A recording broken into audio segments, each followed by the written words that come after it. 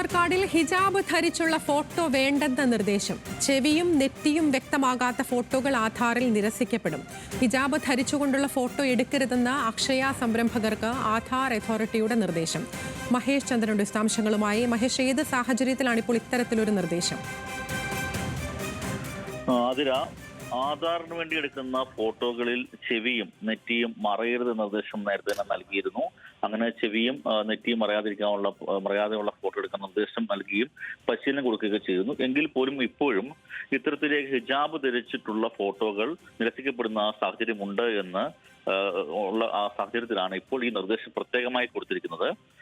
ചെവി കാണുന്നുണ്ട് എന്ന് ഉറപ്പുവരുത്തണം ആധാർ ഫോട്ടോ എടുക്കുമ്പോൾ. അതിനൊപ്പം തന്നെ നൽകിയ നിർദ്ദേശം ഹിജാബ് ധരിച്ചിട്ടുള്ള ഫോട്ടോ എടുക്കാതിരിക്കുക എന്നുള്ളതാണ്.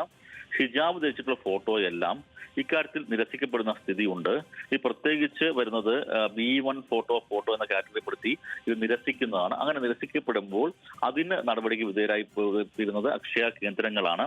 അതുകൊണ്ട് തന്നെ ഈ നിർദ്ദേശം വന്നിരിക്കുന്നത് ആധാർ അതോറിറ്റി നൽകിയ നിർദ്ദേശം അതിന്റെ അക്ഷയ പ്രോജക്ട് അധികൃതരാണ് ഇപ്പോൾ അക്ഷയ കേന്ദ്രങ്ങൾക്ക് കൈമാറിയിരിക്കുന്നത്.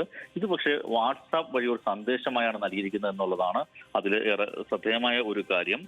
ശിരോവസ്ത്രങ്ങൾ ആകെ നിരോധിച്ചുകൊണ്ടുള്ള നിർദ്ദേശം ഇല്ല.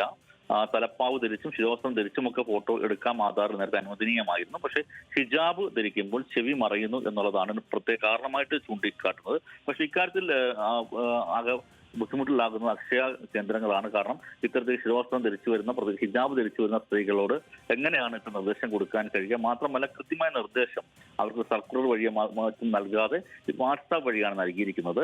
ഇത് അക്ഷയ കേന്ദ്രങ്ങൾക്ക് ഈ നിരസിക്കപ്പെടുന്ന മൂലം ഉണ്ടാകുന്ന ബുദ്ധിമുട്ട് ഒഴിവാക്കാനാണ് ഇത്തരം നിർദ്ദേശം നൽകിയതെന്നാണ് ഈ അക്ഷയ പ്രോജക്ട് ഓഫീസിൽ നിന്നും വ്യക്തമാക്കുന്നത്. ശരി, മഹേഷ് ചന്ദ്രനാണ് വിശദാംശങ്ങൾ നൽകിയത്.